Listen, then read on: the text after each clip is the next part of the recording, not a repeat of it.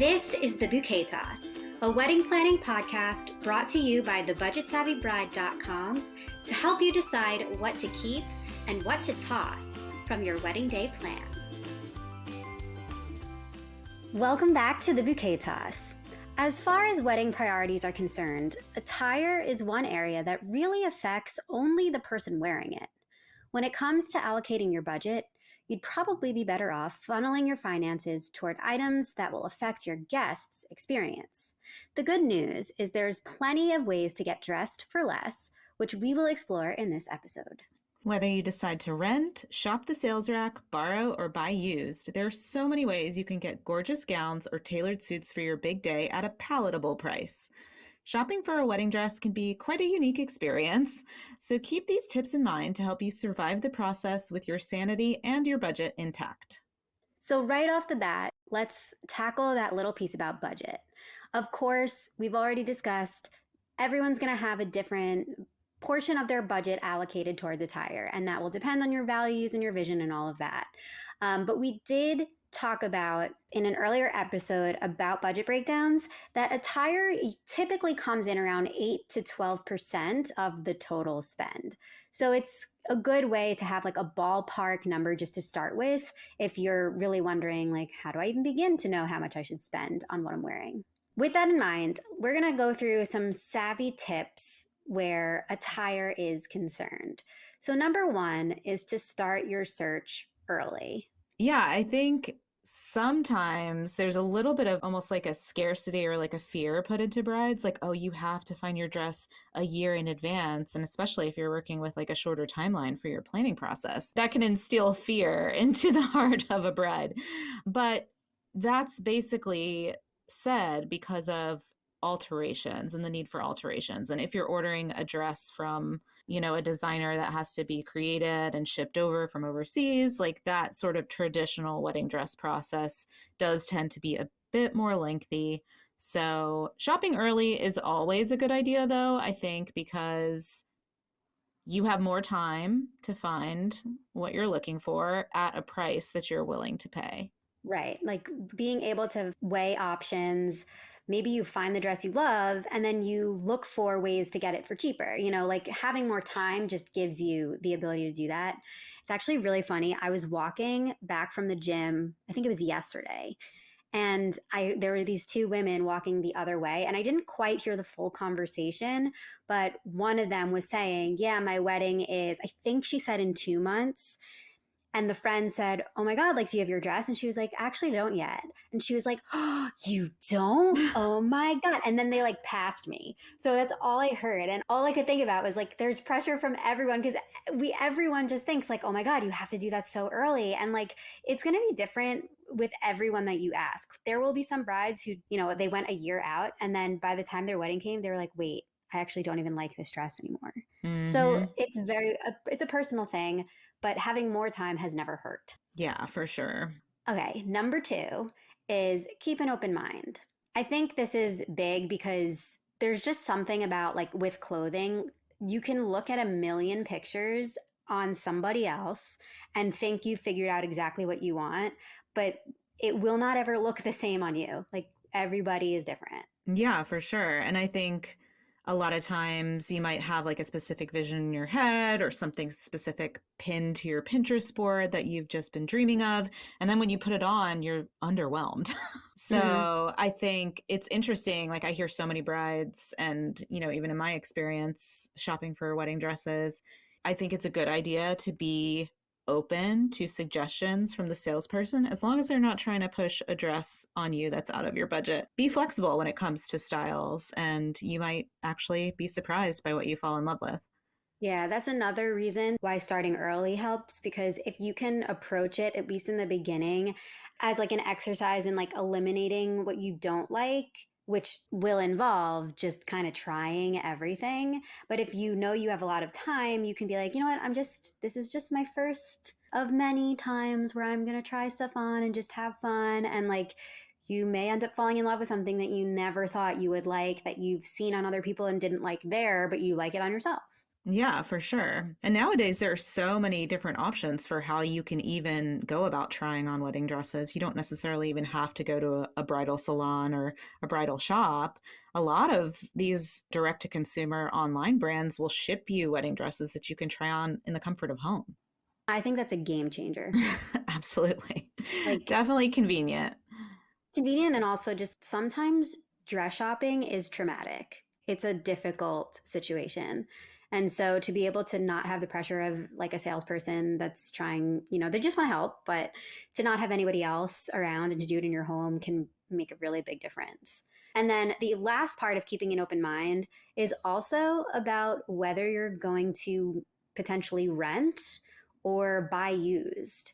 I think there's a little bit of hesitance that every bride feels like, oh, like I want this to feel like mine. It's my, like I don't want someone else to have worn it. But often I think on the day of, even if you did buy it used, you're not going to be thinking about like, oh, somebody else wore this. Like there's just too much else to think about. And so keeping an open mind where that's concerned could end up saving you a ton of money. Absolutely. Like at least 50% most of the time if you're buying a used gown.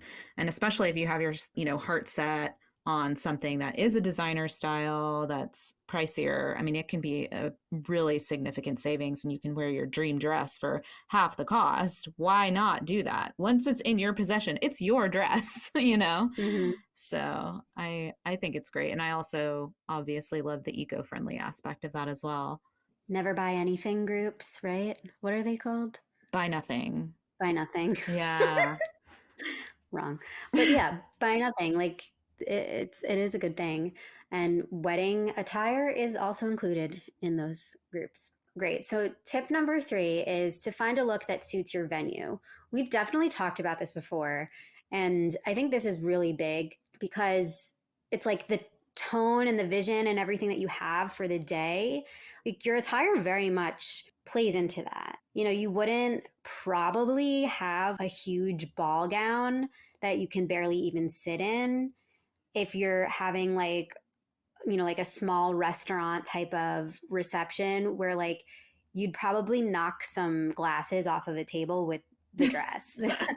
Right. Or even like a backyard wedding with like a long sweeping train. Like that's not practical. It's going to get dirty. It's going to get damaged. It's going to Mhm. affect your resale value if you want to sell your dress after the big day to make some money back.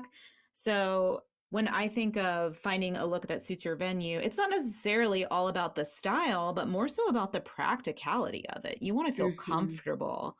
And I think choosing a dress that is going to be comfortable and manageable and practical, depending on the type of wedding and the setting that you have, is so important. Yes. Also, do not forget to try to sit down in your dress. My my sister's sister-in-law had found her dress. She loved it. She found like an amazing price and she was like, this is it. But she never sat in it. She just didn't think to do that. And then day of, she could not sit down. Oh my word. That's Right? not comfortable. Not comfortable. This reminds me of a TikTok video, a viral TikTok video I saw where a girl talked about how she was wanting to buy some investment jeans, and she went to a store and she tried them on and she said, I could not sit in them. And they were like, oh no, this is more of a standing jean. And it's like, you want me to pay $400 for a pair of jeans I can't even sit in? Like the same rule applies to your wedding dress. Like, That's test it out. hilarious. But sitting is very important. Sitting and breathing. You don't need to Who breathe. who What? needs air? Who needs oxygen? But yeah, you want to be comfortable in a style that's not restricting you in any way, whether it's Mhm. sitting, breathing, dancing. Dancing, yes. You want to be able to move. If Absolutely. you're having dancing, of course. But I think no matter what, you need to be able to move. yeah. Okay. Number 4 is splurge on accessories. I love this so much. I feel like this is an often forgotten piece of the puzzle. There's so many ways to get amazing, beautiful accessories that like elevate your look, but on a budget. And that can take a dress that's a little bit simpler and maybe more cost effective and just elevate it so much more rather than paying for like the beading or like crazy, patterns and things like that on the fabric of the dress because that becomes so expensive. If you can make those extra things pop with accessories, it's often more savvy on your budget. Yeah, for sure. And there's so many ways to get, high quality accessories on a budget too, whether you rent stuff, like Rent the Runway has some accessories you can rent. There's a few different companies that specialize in wedding rental accessories. Borrow Love Return is a great one that we've featured on the blog before. And then, even like rental companies that are more like a subscription, like Rocksbox can be a great way to get some, necklaces or earrings, something like that makes more of a statement. So yeah, there's definitely options where rental's concerned, or, shopping secondhand, like on our marketplace, or, even on like Poshmark, you could probably find some stuff there as well. Definitely. And even if you were to choose to buy new for this, you can wear it again. Yeah. So like cost per wear is higher. And I just want to run through like some of the things that you might get as an accessory, right? So there, as you said, there's jewelry, earrings, necklaces, rings, bracelets. There's also belts for your dress. There's Hmm. veils, there's headpieces, there's hair accessories, there's so many things that like just this small little detail can make such a difference in the overall look. And often it can be either, like we said, rented, purchased used, or even purchased new, but then you can use it another time. Or also borrowed. I mean, that makes for a great something borrowed. If someone has an item that either they wore at their wedding or maybe that is meaningful to you, maybe someone in your family, you can always borrow something. That's free 99. I love that. Don't forget to borrow. It's free 99. Okay. So, number five is that comfort is key. We've definitely already discussed. So, comfort, comfort, comfort. That's all we can say. Number six is to bring a small squad to your wedding attire try ons. So, inviting like a select group, Jess likes to call them VIPs, which I think if you call them VIPs, those people will also feel really good about themselves. So, it's definitely a good idea. But the point being, like, the more people you have, the more opinions you have. And often it's overwhelming. The more that you can say, here's just like a small group and explain to them your open mindedness, right? If you've come to the decision that like you want to be open minded, you want to try on a lot of stuff, you want to whatever, explaining all of that to the people coming with you, I think is helpful so that they can enter in a way that they're best prepared to like support what you're needing. Yeah, absolutely. I think with too many people in the room, it's just too many opinions to kind of like sort through and navigate, and it can kind of derail like what you're authentically feeling in that moment about something. And so I definitely think keeping the entourage on the smaller side is a good idea. Awesome. And then number seven, love this savvy tip, is to bring a pair of heels that are similar in height to what you might wear on the day when you try on dresses. So obviously you're not going to have I mean, you might fall in love with a shoe first. That'd be cool. But if you don't have the shoe that you're going to wear because you need to pick the dress first, at least having something that like is comparable to the height that you feel comfortable walking and dancing in, which is likely where you'll end up for the shoe for the dress. Just a good idea to always bring that with you. That way, like you have a pair that you can walk in. It makes a complete difference in like the look of the dress. Yeah, absolutely. And it also changes the way that you stand, like when I wear heels or wedges, I stand in a different way. It almost like makes you put your shoulders back and gives you like a little bit of a better posture. And so, wearing like a similar shoe that you would wear on the day of, it's gonna make you have that like power pose when you put that dress on. hmm Um, then now I'm going rogue a little bit. I want to just add one more to this. Oh.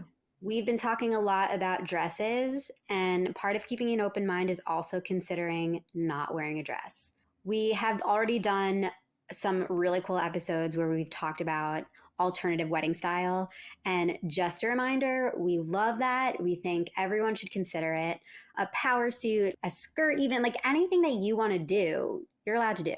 Hmm. So keeping an open mind in terms of what you actually can even wear on the day. It's not always going to be a dress, and that's cool. Yeah, it's all about what you feel you're best in. At the Budget Savvy Bride, we love providing savvy resources to couples that help them decrease their wedding spending. One of the big ticket items for any wedding is flowers, but what if you could cut your floral budget by over 50%? Well, we're here to tell you that with Flower Moxie, you can. Flower Moxie is a DIY flower company that ships all over the US. They sell gorgeous wholesale flowers that you build yourself a couple of days before your wedding. We're talking boutonnieres, bouquets, floral arches, centerpieces, and the corresponding tutorials to set you up for success. Flower Moxie was founded by an actual wedding florist, so the tricky parts like quantities, color palettes, and flower recipes are all figured out for you. With over 40 collections to choose from, it's kind of like Blue Apron, but for flowers. You get the ingredients and follow the recipe to assemble yourself. So if you want to cut your flower budget in half, double your bragging rights, and create the absolute best wedding memories by building your bouquets with your bridesmaids, head to thebudgetsavvybride.com/flowermoxie and start your DIY flower journey today. So now that we have some awesome savvy tips about how to just go about the process of looking for your attire, we have some must-ask questions that you should keep in mind when you are going shopping. Typically, like if you're going to a traditional bridal salon or like somewhere where you're like actually going and having a fitting or something like that, whether it's for a dress or anything, these are things that you want to just keep in mind and remember to ask that will help you ultimately get like the best bang for your buck. So number one is, are there any trunk shows or sample sales coming up? There's often a lot. And so if you fall in love with something, and like this is the other thing I always like to point out, is that a lot of like if you've been doing, you're searching on Pinterest, you're looking on Instagram, like if you've been seeing all these looks and falling in love with them, they're likely by the time you're going to buy a season past, Yeah, it's which true. is actually way to your benefit because it would then be on sale or be at a sample sale or there'd be some sort of discount. So let's like not be like, oh, that's so last season, because the fact that it is actually a good thing. Yeah. And I mean, let's be honest, like other than the really crazy out of the box trends, the trends don't change that much. There's still going to be kind of like the same silhouettes and styles year after year after year. There might just be a few little different details, but I also think it's important to kind of like define like what a trunk show is versus a sample sale. So like trunk shows are when, like a particular designer will come to town and they'll bring a larger assortment of the gowns that they offer instead of just what that particular shop has in stock at their store. So it can be a great opportunity to try on styles that maybe your local salon doesn't carry all the time. So like Sari mentioned, if you see one on Pinterest that you're just like, oh, I really want to try on that dress and you can't find it anywhere, try to see if there are any trunk shows in your area where you could get that opportunity to try on that dress. And then when it comes to sample sales, it is a situation where, bridal salons stock gowns and sample sizes for brides to try on throughout the year. And then after they have gotten a little bit of wear, I mean, typically they're still in decent condition, don't get me wrong, but they're not pristine brand new. They might need to hit the dry cleaner or maybe a slight alteration. But you can get a great discount on those sample dresses that could save you money if there's something in particular that you were looking for. So savvy. Speaking of alterations, a great question to ask is whether or not that price is included in the price of the gown. Often, we've said this so many times, but like sometimes you'll be shocked by the extra amount that alterations cost. It could be more than the dress itself. So kind of getting that squared in the beginning so you have an expectation of what that's going to add to your budget is really important. It's honestly horrifying. Like I'm loving wedding TikTok right now because I'm just seeing so many brides sharing their experiences of, I paid X for a dress and my alterations were going to cost double what my dress cost. And so I think there's definitely some things you can keep in mind to help avoid those alterations costs, I think definitely like lace, heavy lace dresses always tend to be a bit more expensive to have altered just because they want the patterns of the lace to line up perfectly. And that can be really painstaking and difficult to do. And so it's often at a higher price. Can I ask you a cynical question? Yeah. You know how they always say to order the dress like 4 sizes up and then they like will alter it to fit your body? Maybe they Yeah. don't say 4 sizes, but are they doing that to drive up the alterations cost?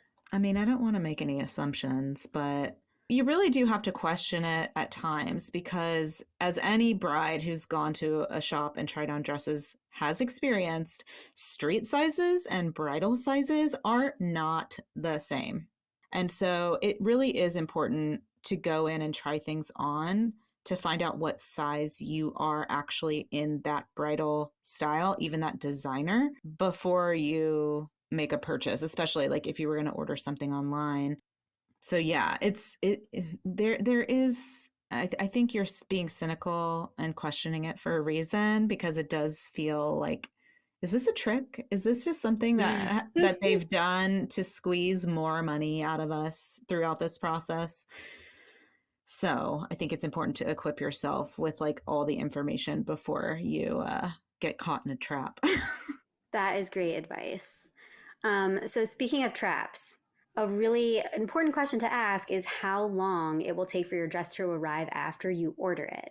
Because you could then be trapped into a situation where you have to do like expedited alterations because it didn't come in quick enough and now you're paying even more for the alterations. Like there's all of these things are really going to affect. And then also just for your personal knowledge, like if you feel like you can't pick some of the other details until you have the dress, then you need to have more time. You got to know when it's going to arrive. And then also expect that it won't actually arrive then because everything's messed up with shipments and mail and anything like that right now and For will be for a sure. while.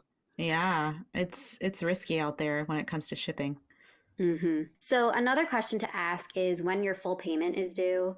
Obviously, like it feels like a little bit of a no-brainer, but being able to like work any milestone payments into your overall process will just help you with your overall budget. And then it can just feel a little less, harrowing when you're making so many payments. Another question that's good to ask is how many fittings you'll need. So, like, it could be that the way that they work is that they do at least two or at least three or like something like that. So, knowing in advance how many you need, and then also like if the price that they quoted you includes every fitting or if it's like only includes one, but then if you happen to need another, then is it another cost on top of that? Where are the hidden fees? Yeah, absolutely. And then the last one, and I really love this, I think it's such a smart idea to ask if you're going to a traditional bridal salon, asking if they offer a discount on bridesmaid dresses or accessories for you or for bridesmaids or for anyone is such a good idea because often like that's like a sales tactic that they'll use and it's like a very very common thing, but if you don't ask they may not let you know that, and then it also could just be an incentive for you to like make your decision easier because like, oh well, if I go here then I can also get a discount on this, and maybe some of your bridesmaids are already with you for your fitting and so they can just like easily try on their dresses. Like it could make a lot of things easier. Absolutely. So now that we've gone through these savvy tips for where to look, how to get started, and then also questions to ask when you're actually on the job, can you talk us through some of these other really quick pointers on ways to save when it comes to your wedding day look? Yeah, I think, we've already covered a lot of these, but shopping sample sales is a great one. Renting a dress, even. Like, I've seen some really beautiful white dresses on Rent the Runway. And if you're not looking for something that just like screams over the top, like, this is a wedding gown, you can find some great stuff. Also, shopping at a department store and buying off the rack. I've seen some beautiful white dresses on Nordstrom that would totally work, especially if you're doing something scaled back or more minimal. Obviously, purchasing a used gown, there's lots of great places to do this. You can find some in our marketplace at marketplace.thebudgetsavvybride.com. Also, Still White is another great site. Nearly Newlywed is another. So there's lots of options to find gently used wedding gowns at significant discounts. Also, seasonal sales, and that could go for your bridesmaids dresses too. A lot of these companies run sales throughout the year. Black Friday, I say Black Friday is for brides. There are so many great deals that you can find, especially if you can time it right. Obviously, it depends on your timeline that you're working with, but you can get some great deals on attire and accessories, especially during Black Friday. Shopping in the off season, like we mentioned, choosing a dress that maybe was from a past season of a designer's collection can likely give you a discount or a lower price. And online options. There's more now. Like, I feel like in the last 5 years, it's just exploded with the number of options that there are for buying even wedding dresses online. And you can have them shipped straight to you, try them on at home, and avoid the awkward, like, dressing room experience altogether if that's not your vibe. Also, if you are a thrifter, if you love scouring for like that amazing vintage find, like don't be scared to go that route for your wedding as well. And of course, don't forget to consider reselling your dress after the big day. Let's all be honest, like our daughters, our hypothetical future daughters probably aren't going to want to wear them. So why let it take up space in your closet when someone else could use it? And then, of course, shopping dresses that are ready to ship versus made to order or even custom made is going to save you significantly because you're not having to wait for someone to make that item. So it's going to be a better, more cost efficient option overall. I loved all of these things. I think these are awesome things to keep in mind. And I also want to point out that these are also ways to save that apply to men who are going to be wearing suits Absolutely. or to anybody, whatever your gender identity is, like whatever you're going to be wearing. These are just shopping tips that will help you get the best bang for your buck. Anybody can accessorize. Like we like to say men accessorize too, Yeah, but anybody can. There's things like ties, pocket squares, the color of your shirt, having a vest, jewelry, lapel pins. Like there's so many different things to consider that really go into the whole look. And again, as we had mentioned earlier, sometimes splurging on something like that can elevate an entire look and also make it feel special. Like you maybe, if you have a groom who's got a suit that he already can wear, it's like, oh, well, but it doesn't feel so special. Well, buy new accessories and then those will feel special. Those will be very much like this was for this wedding. And then, and the same thing if you maybe are going to rent. Suits are things that are very often rented. And so being able to have other types of accessories that go along with it can be helpful. And then another thing just to think about with accessories is you could consider doing them yourself. There's definitely like ways to get DIY inspiration all over the blog, all over Pinterest, all over anywhere. And it could be one of those things that, cuts down on cost and feels like even extra more special. absolutely. I just have to share this one random savvy tip that I saw Brad share on TikTok regarding accessories. And we're talking about shoes here in particular, but nobody likes to wear brand new shoes to like stand in for hours on their wedding day. So it's like, oh, if you're going to buy new shoes for the wedding, you have to break them in so that they're comfortable to wear on the wedding day, if you even want to wear those shoes all day. But I saw a bride, and I don't know if this would be condoned by the actual retailers, but she said she was ordering a brand new pair of like beautiful designer shoes just to put on and take photos with for like her flat lays and like the pretty photos that like the photographer takes of all her accessories. And then for like the getting dressed and getting ready shots. And then she was just going to return them and send them back and wear like comfortable shoes underneath her dress. Oh my I mean, God. if you're not actually wearing them, if you're not scuffing them up, if they're not getting worn, it's just like trying them on. Yes, but also just to play devil's advocate, do you really need pictures of fancy shoes? Like, is that that important. Right. I don't know. It's a logistical thing that's like just another thing to add to your to-do list. Like remember to ship back wedding shoes Hmm. after the big day. But I did think it was pretty interesting. That's But funny. that's when it really becomes like doing it just for the looks, like doing it for the gram kind of thing. Yeah, that's for like other people, I feel like, not necessarily for you. Yeah. No judgment at all if that is something that aligns with your values and that feels like something that is going to make you feel the best, then yeah, that's a savvy trick. I think that it just kind of brings us back to like all of the discussions we've already had about like the way that you kind of have to try your best to separate a wedding being like a display to your community of like the money you have or your skills in throwing an event and really come back to like what are the things that I need to make my wedding my wedding.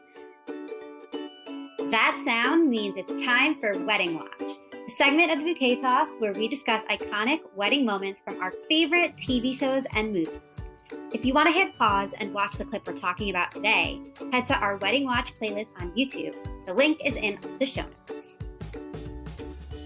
This week's Wedding Watch is Parks and Recreation, Leslie and Ben's wedding. I love this show so much. It is definitely a favorite of mine. Jess has been like counting down until we did this one. I can't believe you haven't watched it. It's so good. It's one of those shows that really builds throughout the seasons as you get to know each of the crazy characters a bit more as things go along. But I feel like I it's a feel big like, project to take on, so but they're short episodes, right? They're like the 30-minute, so really only like 22-minute episodes. So you fly right through it, I promise. And it's enjoyable. It's not a chore. Promise. Hand to well, heart. It is funny. It is poignant. It is heartwarming. It's so great. what other review could I need? Right. So I did definitely get that feeling, I will say, watching this clip specifically of their wedding. We always talk about what we loved, what we didn't love, and how savvy it was, but I really must just start with her dress. What are your blind thoughts about the dress? I feel like it's more important to know your blind thoughts as someone who's not familiar at all with the show. Well, I mean, I think it's amazing that she had something that was so unique. So I'll try to create like a visual, but the top the top was like a white bodice. I think it was like a short sleeve situation. Yeah, the top was very bridal. Like if you only saw her from the waist up, it looks like a pretty traditional bridal dress. It's like kind of like a strapless situation with the lace overlay, like the illusion neckline that's like lacy, but it is short sleeves in a way that's almost like t-shirt short sleeves. It's very cute, but I feel like kind of traditional from the waist up. Right. Now talk about the waist down. Yeah, so she did have like a little black belt, and then the bottom half of her dress, which it was a short dress, like about knee length with like a little tulle underlayer, but it was made out of newspaper clippings of all of things that she was involved in her career at the Parks Department. So it was very personal. Definitely unique. So that is what I loved about it. Obviously, I didn't have the context of exactly why she was wearing newspaper clippings, but I wouldn't have guessed that it was actual newspaper at all. It like looked like it was like printed on high-end fabric. So the overall look was still very like chic. It almost was like a runway. Like she stepped off the runway in this. Yeah, it's definitely well executed. And the whole thing was supposedly in the magic of TV land created by her best friend Ann Perkins, who they just have a very interesting and sweet like friendship throughout the show. And Leslie's like basically obsessed with Anne, and Anne made her wedding dress, and it's the most perfect wedding dress ever because she's the most perfect friend ever. You know, it's just adorable. There's this meme of Leslie wearing her dress, and Anne is like, I gathered up all of the meaningful bills, pictures, documents, and memos from your entire career. And Leslie's reaction is, it is the most beautiful object I've ever seen. It is like the Anne Perkins of dresses. And that's her best friend's name. She's literally obsessed with her. It's like, are you in love with Anne or Ben? It's like this funny, like recurring thing throughout the show. Even before like this wedding scene, honestly, I just have to toss in here that like Leslie and Ben's proposal is probably like one of the most sweet and touching proposals ever to exist on television. So just throwing that in there as well, because when I just want to have a good cry, sometimes I'll rewatch it. It's that sweet. Oh, okay. I have to watch that too. But I will say, I felt the exact same way about their vows. I thought that their vows were done like so perfectly. They obviously did have the benefit of the like quote unquote movie magic where it's like a montage of their past interactions as they're speaking about them, which of course we don't necessarily have the benefit of that when we're like delivering our vows in person, although I don't know, maybe you could, it's a project you could work on. Yeah. But but I did really love like how just like intimate their vows were. My favorite line is I love you and I like you because there's a difference. You can love somebody but not like them all the time. And I thought that was a sweet line. I think that was kind of like their closing vow. One thing that I will say that makes this wedding extra savvy, not only did like her friend make her dress, so that's going to save her some money, right? But also they did it at their office, which is where they met. So don't think they paid a venue fee for use of their office, the parks department, for the wedding ceremony. They were already engaged, so it wasn't like a spontaneous decision to get married, but they spontaneously planned the wedding very quickly. They had 2 hours to prepare for this wedding, and this is where I'm talking about the magic of television that Anne made this dress in 2 hours. But their friends and coworkers all kind of came together to like pull this wedding off. So it's like that whole it takes a village vibe and leaning on the support of your network, your closest people to bring your wedding together. And that's what they did. And I think the result was pretty darn cute. Their original wedding was actually planned for 3 months down the road, and she had picked a dress, but it wasn't ready. So Anne made some last minute changes to the dress, and that's how they ended up with that final iconic runway look. And I think in terms of the savvy scale, this one is definitely up there. I mean, it was very intimate, looked like maybe less than 10 people. I think they did the after party at like a gala. There was some big event that they were like, they had to squeeze this wedding ceremony in. So they basically had a reception for free at the gala that they were already attending. So that's pretty savvy. Pretty savvy. I give it a 9. What would have made it a 10?